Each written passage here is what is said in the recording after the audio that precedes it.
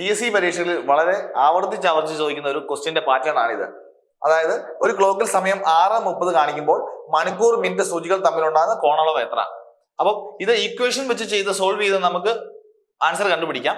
പക്ഷെ ഇതൊരു പ്രത്യേക ഒരു രീതിയിലുള്ള പാറ്റേണിലാണ് ഈ ക്വസ്റ്റ്യന്റെ ആൻസർ വരുന്നത്. അതായത് നമ്മൾ ശ്രദ്ധിച്ചു നോക്കിയാൽ അറിയാം, 1:05 1 മണി 5 മിനിറ്റ്, 2 മണി 10 മിനിറ്റ്, 3 മണി 15 മിനിറ്റ്, 4 മണി 20 മിനിറ്റ്, 5 മണി 25 മിനിറ്റ്, 6:30, 7:35, 8:40, 9:45, 10:50, 11:55.